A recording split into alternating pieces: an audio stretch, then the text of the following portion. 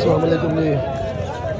बहुत अफसोस और दिल दुखाने वाली गल है कि आलू बहारे की पैकिंग के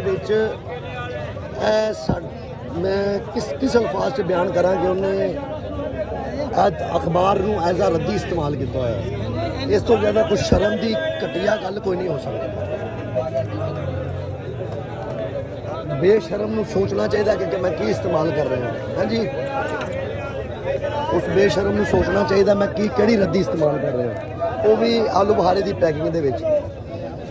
सिर्फ वजह की है जी, जी उर्दू अखबार है जी वो जरा सस्ती इंग्लिश अखबार नालों तां करके इस्तेमाल की जाती है जी। अल्लाह ताला इन्हां हदायत अता फरमाए, अल्लाह ताला इन्हां सही तो गलत की पहचान की जो तौफीक अता फरमाए।